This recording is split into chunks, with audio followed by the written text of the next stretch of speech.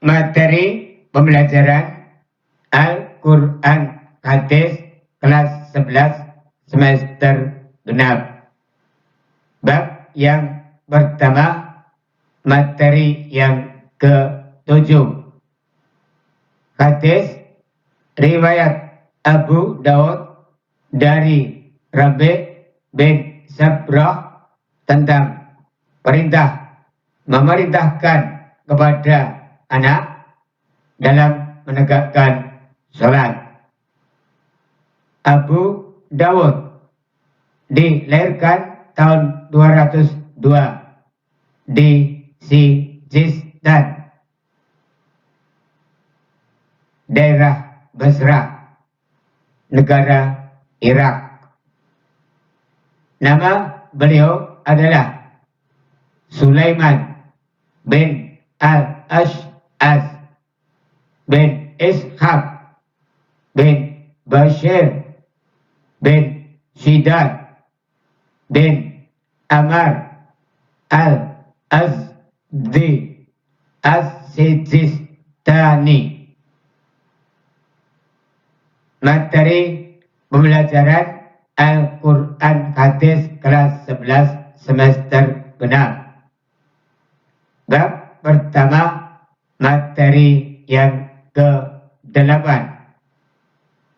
Hadis riwayat Imam Bukhari dan Imam Muslim dari Abu Hurairah radhiyallahu anhu tentang hak seorang muslim atas muslim lainnya.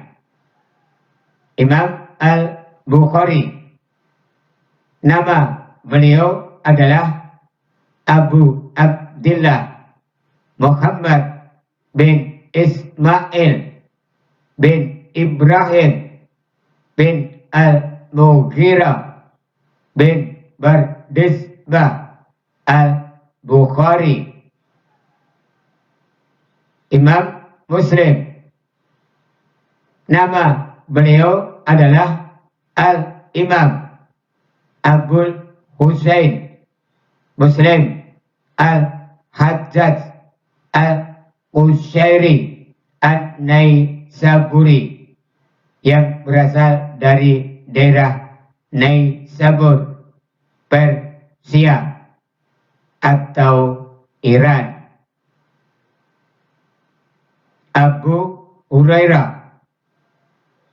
Abu Hurairah adalah salah satu sahabat Nabi Muhammad sallallahu alaihi wasallam yang paling setia. Beliau adalah sahabat Nabi yang terkenal dan merupakan periwayat hadis yang paling banyak disebutkan dalam isnadnya, terutama oleh kaum Sunni.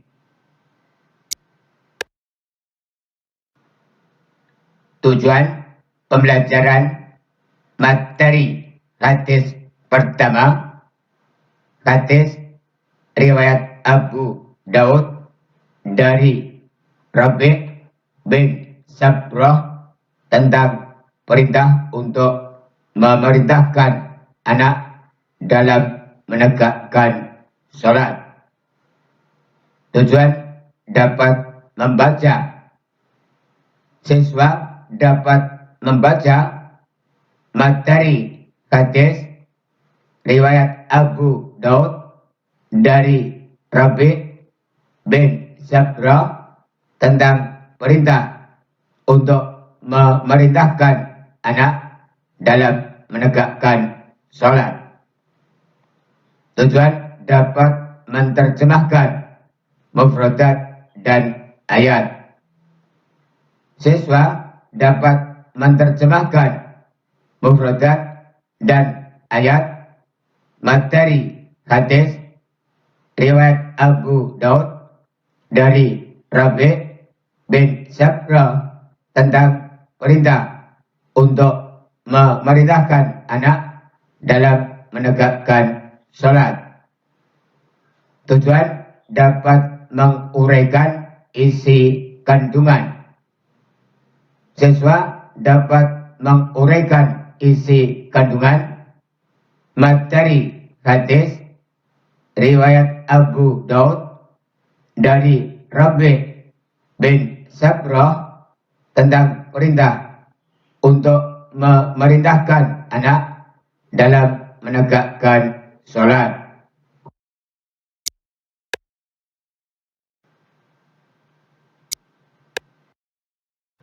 Materi hadis yang pertama, hadis riwayat Abu Daud dari Rabi' bin Sabrah tentang perintah untuk memerintahkan anak dalam menegakkan salat. Haddatsana Muhammad bin Isa yakni Ibnu Tabai. Haddatsana Ibrahim bin Sa'd an Abdul Malik bin Rabi' bin Sabrata an abihi an jaddihi qala an-nabiy sallallahu alaihi wasallam murul sabiyya bis salati idza balagha sab'a sinina wa idza balagha asra sinina fadribuhu 'alaiha, rawahu Abu Dawud. Haddatsana Muhammad bin Isa yakni Ibnu Tabai. Haddatsana Ibrahim bin Sa'd an Abdul Malik bin Rabi' bin Sabrata an abihi an jaddihi qala an-nabiy sallallahu alaihi wasallam murul sabiyya bis salati idza balagha sab'a sinina wa idza balagha asra sinina fadribuhu 'alaiha, rawahu Abu Dawud. Haddatsana Muhammad bin Isa yakni Ibnu Tabai. Haddatsana Ibrahim bin Sa'd an Abdul Malik bin Rabi' bin Sabrata an abihi an jaddihi qala an-nabiy sallallahu alaihi wasallam murul sabiyya bis salati idza balagha sab'a sinina wa idza balagha asra sinina fadribuhu 'alaiha, rawahu Abu Dawud.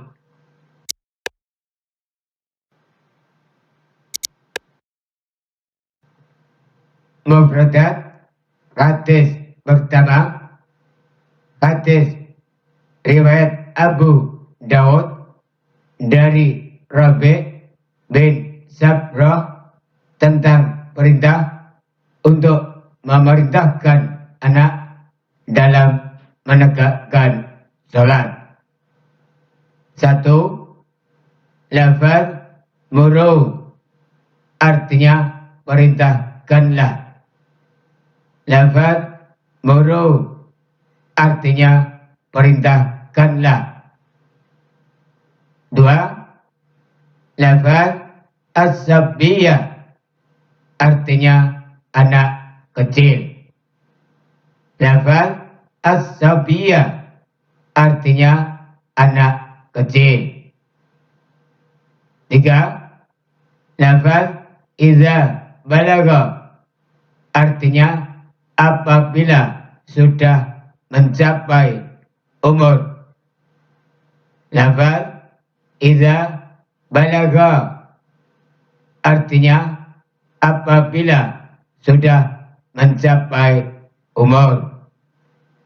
4. Lafaz sab'a sinina artinya 7 tahun.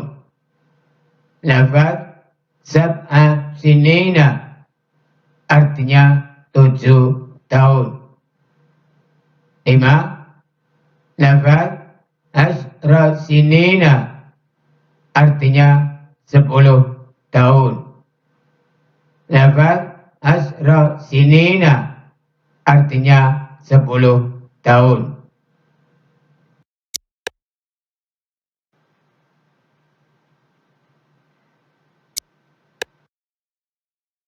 Terjemahan hadis yang pertama, hadis riwayat Abu Daud dari Rabi' bin Sabrah tentang perintah untuk memerintahkan anak dalam menegakkan salat. Haddatsana Muhammad bin Isa telah menceritakan kepada kami Muhammad bin Isa, yakni Ibnu Tabai, yaitu Ibnu At-Taba, atau lengkapnya adalah Muhammad bin Isa bin Ali bin Abi Thalib At-Taba. Haddatsana Ibrahim bin Sa'din telah menceritakan kepada kami Ibrahim bin Sa'ad an Abdul Malik bin Rabi' bin Sabrada dari Abdul Malik bin Ar-Rabi' bin Sabrah an abihi an jaddihi qala, dari ayahnya, dari kakeknya dia berkata, qala Nabi sallallahu alaihi wasallam, Nabi sallallahu alaihi wasallam bersabda, muru sabiyya bis salati, perintahkanlah anak kecil untuk melaksanakan salat. Idza balagha sab'a sinina, apabila sudah mencapai umur 7 tahun. Wa idza balagha asra sinina, dan apabila sudah mencapai umur 10 tahun, badribuhu alaiha, maka pukullah dia apabila tidak melaksanakan salat. Rawahu Abu Daud, hadis riwayat Abu Daud.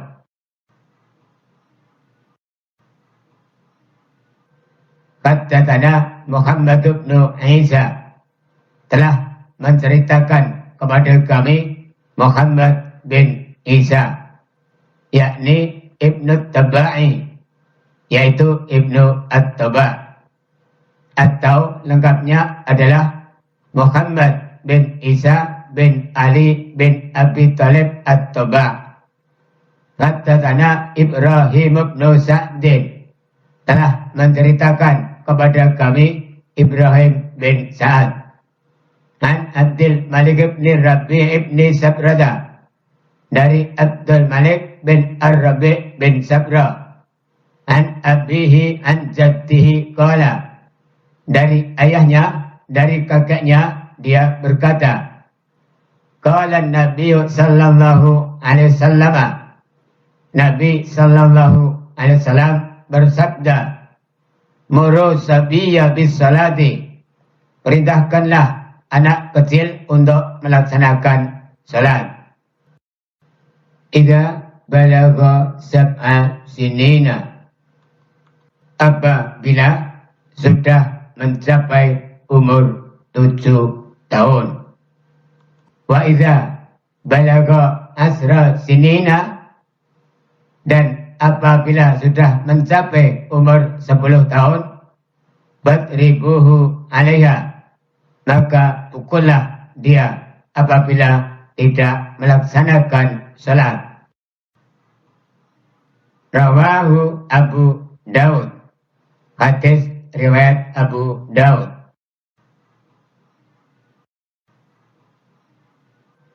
Haddatsana Muhammad bin Isa telah menceritakan kepada kami Muhammad bin Isa, yakni Ibnu Tabai, yaitu Ibnu At-Taba, atau lengkapnya adalah Muhammad bin Isa bin Ali bin Abi Thalib At-Taba.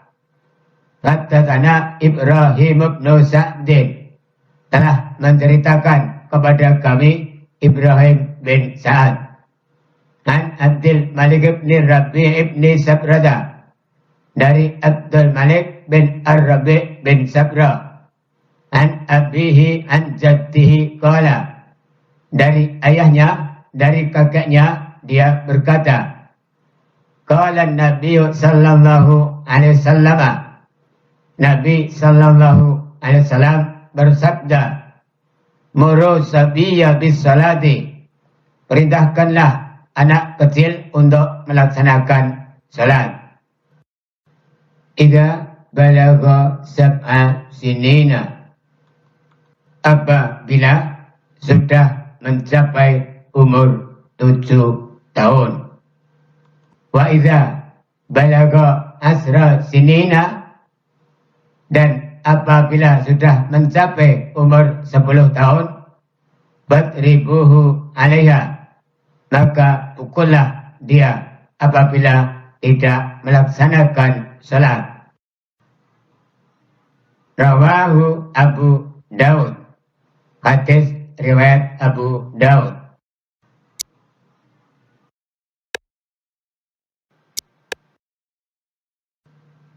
Penjelasan hadis pertama, materi hadis riwayat Abu Daud dari Rabi' bin Sabrah tentang perintah untuk memerintahkan anak dalam menegakkan salat. Salat merupakan tiang utama tegaknya agama. Karenanya salat harus selalu ditegakkan supaya agama menjadi kokoh dan kuat. Nabi Muhammad sallallahu alaihi wasallam sangat memperhatikan hal tersebut, sehingga beliau memerintahkan kepada umatnya agar mengajari anak-anaknya untuk menjalankan salat paling tidak pada umur 7 tahun. Dan karena anak yang berumur di bawah 7 tahun pun boleh diajarkan untuk melaksanakan salat. Jika anak-anak tidak mau menjalankan salat, padahal mereka sudah berumur 10 tahun, Nabi memerintahkan umatnya untuk memukul mereka. Tentu saja kata memukul memiliki banyak makna. Yang jelas bukan memukul seperti orang dewasa memukul orang dewasa. Memukul berarti memberikan peringatan, disiplin, didikan dengan cara yang tidak melukai. Dan ini bukanlah adegan kekerasan terhadap anak. Ini merupakan pelajaran agar anak-anak menyadari betapa pentingnya salat sebagai suatu amalan yang paling utama untuk mencapai kebahagiaan di akhirat, yaitu dimasukkannya seorang hamba di surganya Allah Subhanahu wa Ta'ala. Keutamaan menegakkan salat. 1. Salat adalah perkara yang akan dihisab pertama kali di hari kiamat. Amal ibadah yang pertama yang akan dihisab oleh Allah Subhanahu wa Ta'ala pada hari kiamat adalah salatnya. Jika salatnya baik, maka baiklah seluruh amalannya yang lain. Dan jika salatnya rusak, maka rusaklah seluruh amalannya yang lain. Hadis riwayat Imam At-Tabrani. 2. salat merupakan cahaya dan penyelamat di hari kiamat. Barang siapa yang menjaga salat, maka ia menjadi cahaya dan penyelamat baginya di hari kiamat. Dan barang siapa yang tidak menjaga salat, maka tidak ada baginya cahaya dan penyelamat baginya di hari kiamat. 3. Salat sebagai kunci memasuki surga. Dari Jabir bin Abdullah radhiyallahu anhu, dia berkata, Rasulullah sallallahu alaihi wasallam bersabda, kunci surga adalah salat dan kunci salat adalah wudu.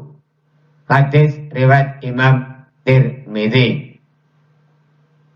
Tentang resiko yang akan ditanggung oleh orang-orang yang meninggalkan salat, malaikat Jibril menyampaikan kepada Rasulullah sallallahu alaihi wasallam bagi orang yang meninggalkan salat, yaitu 1.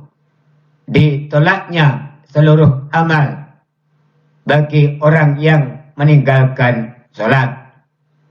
Dalam suatu hadis, Jibril menyampaikan kepada Nabi Muhammad sallallahu alaihi wasallam, dan Jibril berkata, hai Muhammad, Allah tidak menerima dari orang yang meninggalkan salat, puasanya dan juga sedekahnya, dan tidak juga hajinya, dan tidak juga amal perbuatannya, dan tidak juga menerima zakatnya. 2. Dilaknat setiap hari. Dan orang yang meninggalkan salat dilaknat di dalam kitab Taurat dan kitab Injil dan kitab Zabur serta kitab Al-Quran. Orang yang meninggalkan salat turun atasnya setiap hari semalam 1000 laknat dan 1000 murka, dan bahwa para malaikat melaknati orang yang meninggalkan salat dari langit tingkat 7. 3. Tidak mendapat syafaat dari Nabi Muhammad sallallahu alaihi wasallam. Dalam suatu hadis diterangkan bahwa orang yang meninggalkan salat tidak ada baginya dalam pertolonganmu dan juga tidak pula dapat syafaatmu, dan tidak pula orang yang meninggalkan salat itu dari golongan umatmu. Ya Muhammad, orang yang meninggalkan salat tidak usah dijenguk ketika dia sakit, dan tidak usah mengiringi jenazahnya sampai ke kubur, dan tidak usah disalami orang yang meninggalkan salat, dan tidak usah diajak makan bersama, dan jangan ditemani, dan jangan duduk bersamanya, dan tidak ada agama baginya, dan tidak ada amanah baginya, dan tidak ada bagian rahmat Allah baginya. Dan orang yang meninggalkan salat itu bersama orang munafik di dalam bagian neraka yang paling bawah. 4. Mendapat azab yang berlipat ganda. Orang yang meninggalkan sholat dilipat gandakan baginya azab 2 kali lipat. Dan dia bakal datang di hari kiamat dalam keadaan dibelenggu tangannya ke pundaknya dan malaikat memukulnya dan dibuka neraka jahanam bagi orang yang meninggalkan sholat. Kemudian dia dimasukkan ke dalam pintu jahanam seperti anak panah diluncurkan padanya, kemudian jatuh menancap pada kepalanya dan tinggal di samping Korun dan Haman di dalam neraka yang paling dalam. 5. Dilaknat makanan, baju, dan rumahnya.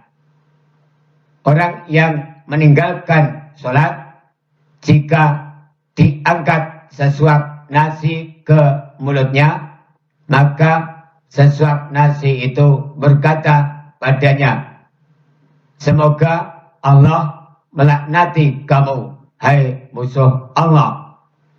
Kamu makan rezeki dari Allah, tapi tidak menunaikan sholat fardunya."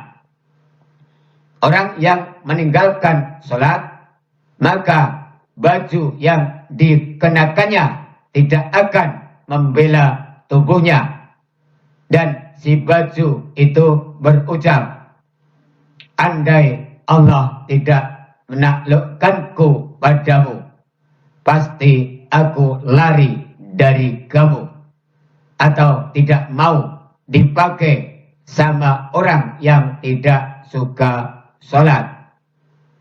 Orang yang meninggalkan sholat, apabila keluar dari rumah, maka rumahnya berkata, "Semoga Allah tidak menemanimu dalam perjalananmu, dan semoga Allah tidak menggantikanmu menjaga keluargamu, dan semoga Allah tidak mengembalikan kamu kepada keluargamu dalam keadaan selamat." Bahkan orang yang meninggalkan sholat dilaknati dalam hidupnya dan setelah matinya. Orang yang meninggalkan sholat, dia mati sebagaimana matinya dalam keadaan Yahudi, dan dibangkitkan di akhirat sebagaimana dibangkitkan dalam keadaan Nasrani.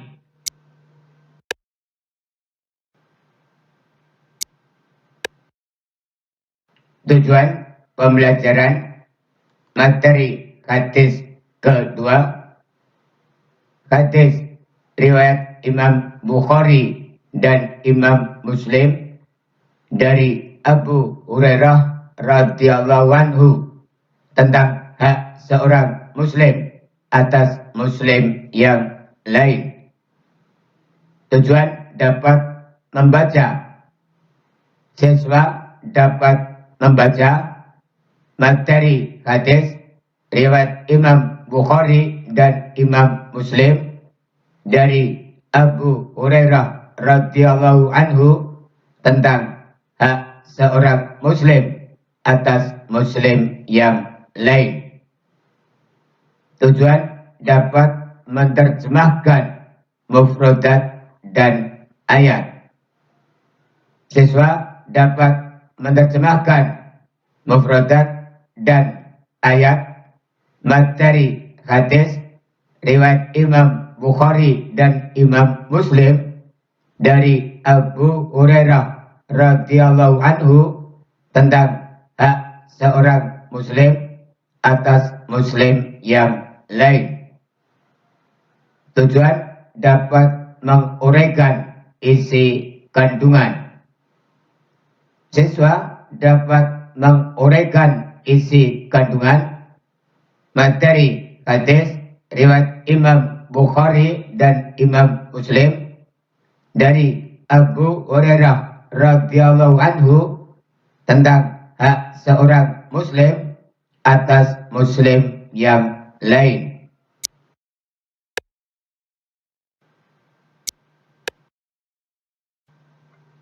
Materi hadis 2, hadis riwayat Imam Bukhari dan Imam Muslim dari Abu Hurairah radhiyallahu anhu tentang hak seorang muslim atas muslim yang lain.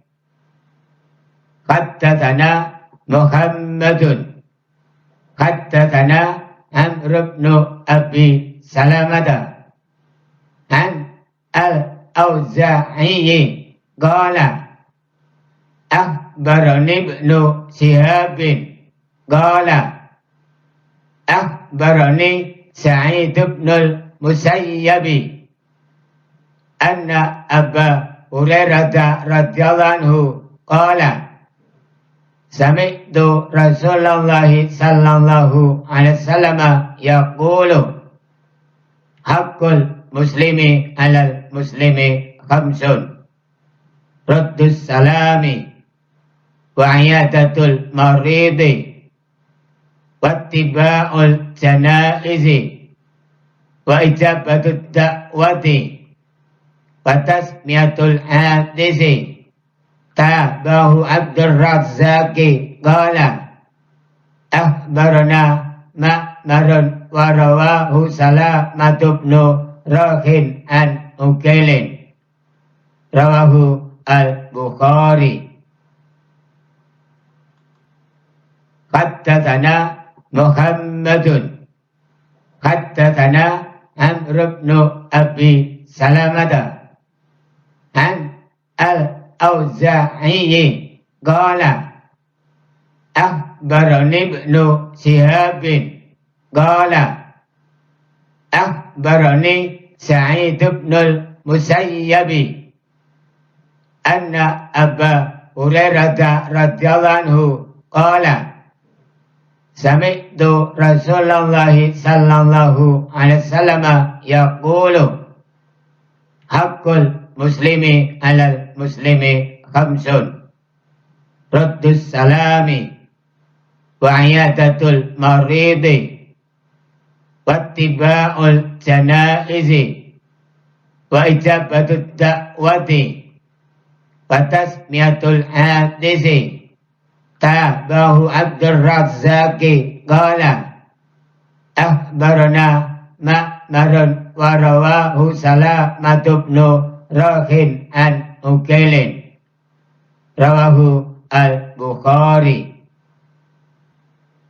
حدثنا محمد حدثنا عمرو بن أبي سلمة عن الأوزاعي قال أخبرني ابن شهاب قال أخبرني سعيد بن المسيب أن أبا هريرة رضي الله عنه قال سمعت رسول الله صلى الله عليه وسلم يقول حق المسلم على المسلم خمس رد السلام وعيادة المريض واتباع الجنائز وإجابة الدعوة وتسمية الحادث. تابعه عبد الرزاق قال أخبرنا مأمر ورواه سلامة بن راخٍ عن أكيل رواه البخاري.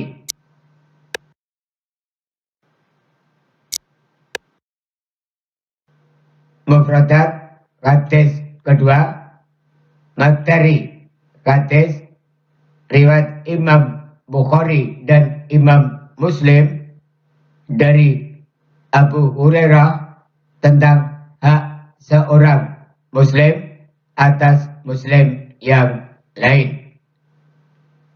1. lafaz ruddus salami artinya menjawab salam. Lafaz ruddus salami artinya menjawab salam. 2.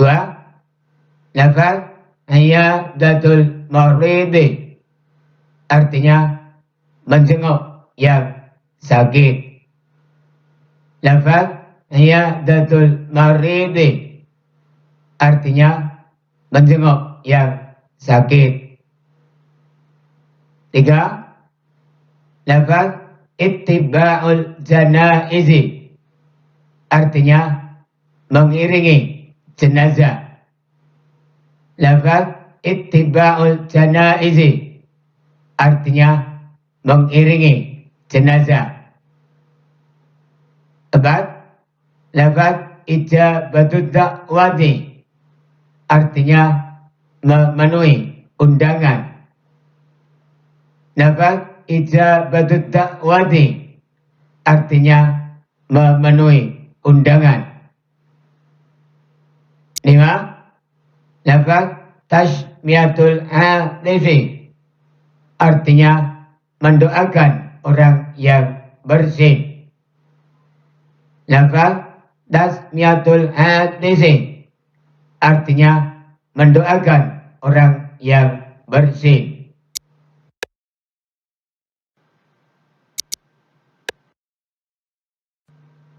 Terjemahan hadis kedua, hadis riwayat Imam Bukhari dan Imam Muslim dari Abu Hurairah radhiyallahu anhu tentang hak seorang Muslim atas Muslim yang lain. Haddatsana Muhammadun telah menceritakan kepada kami Muhammad. Haddatsana Amr bin Abi Salamah telah menceritakan kepada kami Amr bin Abu Salamah. An Al-Auza'i qala dari Al-Auza'i berkata akhbarani Ibnu Shihabin qala telah mengabarkan kepada saya Ibnu Shihab berkata akhbarani Sa'id bin Musayyib telah mengabarkan kepada saya Sa'id bin al-Musayyib anna Abu Hurairah radhiyallahu anhu qala dari Abu Hurairah radhiyallahu anhu berkata sami'tu Rasulullah sallallahu alaihi wasallam yaqulu aku mendengar Rasulullah sallallahu alaihi wasallam bersabda hakul muslimi alal muslimi khamsun hak muslim atas muslim lainnya ada 5. Raddus salami menjawab salam. Wa iyadatul maridi menjenguk yang sakit. Wa ittiba'ul janaizi mengiringi jenazah atau mengantarkan jenazahnya sampai di kuburan apabila dia meninggal dunia. Wa ijabatud da'wati memenuhi undangan yang baik. Wa tashmiyatul hatisi mendoakan orang yang bersih. Tabahu Abdul Razzaqi qala hadis ini diriwayatkan pula oleh Abdul Razzaq berkata akhbarana Ma'marun wa rawahu Salamah bin Rakin an Ukailin telah mengabarkan kepada kami Ma'mar dan meriwayatkan kepadanya Salamah bin Rauf dari Ukail. Rawahu al-Bukhari hadis riwayat Imam Bukhari. Haddatsana Muhammadun telah menceritakan kepada kami Muhammad. Haddatsana Amr bin Abi Salamah telah menceritakan kepada kami Amr bin Abu Salamah an Al-Auza'i qala, dari Al-Auza'i berkata, akhbarani Ibnu Shihab qala, telah mengabarkan kepada saya Ibnu Shihab berkata, akhbarani Sa'id bin Musayyab, telah mengabarkan kepada saya Sa'id bin al-Musayyab, anna Abu Hurairah radhiyallahu anhu qala, dari Abu Hurairah radhiyallahu anhu berkata, sami'tu Rasulullah sallallahu alaihi wasallam yaqulu, aku mendengar Rasulullah sallallahu alaihi wasallam bersabda, hakul muslimi alal muslimi khamsun, hak muslim atas muslim lainnya ada 5. Raddus salami, menjawab salam. Wa ayadatul maridi, menjenguk yang sakit. Wa ittiba'ul janaizi, mengiringi jenazah atau mengantarkan jenazahnya sampai di kuburan apabila dia meninggal dunia. Wa ijabatud da'wati, memenuhi undangan yang baik. Wa tashmiyatul atisi, mendoakan orang yang bersin. Tabahu Abdul Razzaqi qala, hadis ini diriwayatkan pula oleh Abdul Razzaq berkata, akhbarana Ma'marun wa rawahu Salamah bin Rakin an Ukailin, telah mengabarkan kepada kami Ma'mar dan meriwayatkan kepadanya Salamah bin Rauf dari Ukail. Rawahu al-Bukhari, hadis riwayat Imam Bukhari. Penjelasan hadis kedua, materi hadis riwayat Imam Bukhari dan Imam Muslim dari Abu Hurairah radhiyallahu anhu tentang hak seorang muslim atas muslim yang lain. Islam adalah agama yang sangat menekankan terwujudnya persaudaraan dan kasih sayang di antara umat manusia. Agama Islam selalu mendorong pemeluknya untuk selalu mewujudkan dan memelihara persaudaraan dan kasih sayang.